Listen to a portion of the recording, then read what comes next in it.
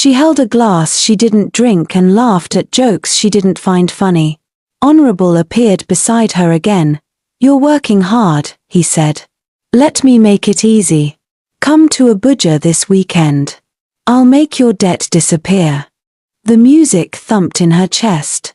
She looked at the city, at her future stretched thin across lights and traffic.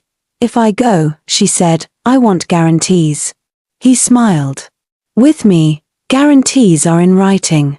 She nodded slowly. On her way home, her phone buzzed with comments and likes, people praising the glow, the dress, the life. She opened her front door to find her mother asleep on the couch, Bible on her chest, TV light blinking blue. Sandra covered her with a wrapper and stood watching her breathe. Her mother opened her eyes. "You're late, my daughter." "Work," Sandra whispered. "Don't lose yourself inside it," Mama said, already slipping back to sleep. In her room, Sandra locked the door and slid down to the floor. She opened her notes app and wrote a list. Abuja. Clear debt, save family face, keep brand clean, don't get attached. She stared at the last line, then added one more, survive. At 2:19 a.m., she posted a muted Insta story, a city view, the caption, "The future is louder than fear." Within minutes, hearts floated across her screen. Outside, somewhere across Lagos, a man who had loaned her money closed his ledger and circled her name in red. And somewhere else, a politician smiled at a text that simply read, "Booked." Abuja smelled different. The air felt heavier, like secrets lived in it.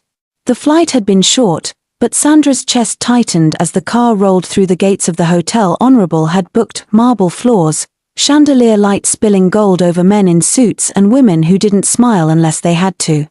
Her room overlooked the pool. A white envelope lay on the bed. Inside, bundles of crisp Naira notes. Enough to wipe out a huge part of Chief's debt. Her hands trembled, but she told herself, this is just business. That evening, she slipped into the black dress Honorable's assistant had delivered, one that clung like it had been sewn on her skin. They dined in a private suite. He spoke about politics, investments, and how women like her deserved to be taken care of. Sandra laughed at the right times, sipped wine she didn't finish, and reminded herself of the list she had written. Clear debt. Keep brand clean. Survive. 2 days later, she was back in Lagos, her account heavier.